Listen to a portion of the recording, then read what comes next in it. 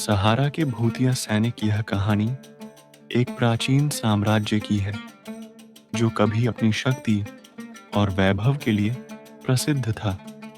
लेकिन एक दिन राजा ने अपनी सेना को दुश्मन के इलाके में भेजा और वे सैनिक कभी वापस नहीं आए।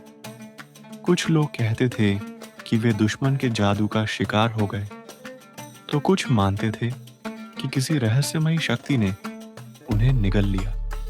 कई सालों तक उस रेगिस्तान में जाने की कोई हिम्मत नहीं करता था, क्योंकि रात के समय वहां फुसफुसाहटें सुनाई देती और रेत पर अजीब परछाइयां नाचती हुई दिखती। साम्राज्य के दो युवा सैनिक जैद और हारिस हमेशा रोमांच के शौकीन थे।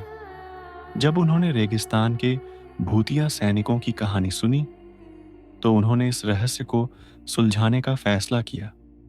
वे एक बूढ़े दरवेश से मिले, जिसने उन्हें चेतावनी दी कि यह रेगिस्तान आम जगह नहीं है, बल्कि यहां समय थम चुका है और जो भी यहां गया वह कभी लौटकर नहीं आया।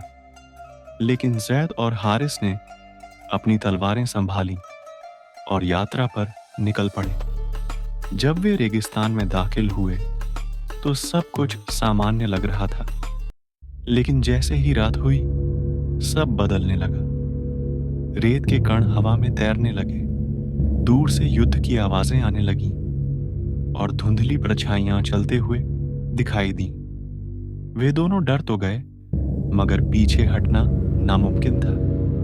कुछ ही देर बाद अचानक उनके सामने प्राचीन सैनिक प्रकट हुए, लेकिन उनके चेहरे नहीं दिख रहे थे। वे जंग लगे हथियार उठाए खड़े थे, जैसे किसी आदेश की प्रतीक्षा कर रहे हों।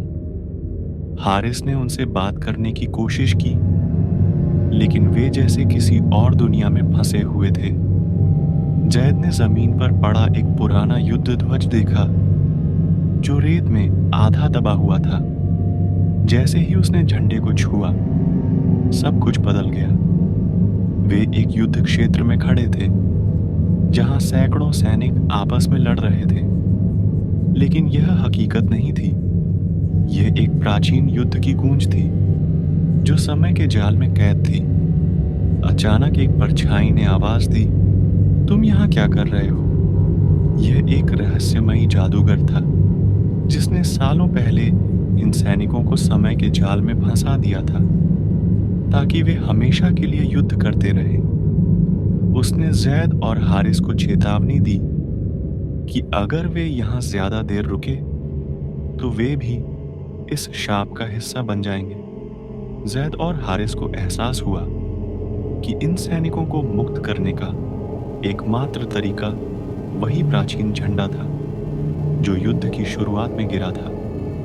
उन्होंने हिम्मत जुटाई और झंडे को उठाकर हवा में लहराया। जैसे ही झंडा उठा, सभी सैनिक रोशनी में बदलकर मुक्त हो गए। जादूगर चीखते हुए गायब हो गया और रेगिस्तान फिर से शांत हो गया। सुबह होते ही जैद और हारिस वापस साम्राज्य पहुंचे और राजा को सब कुछ बताया।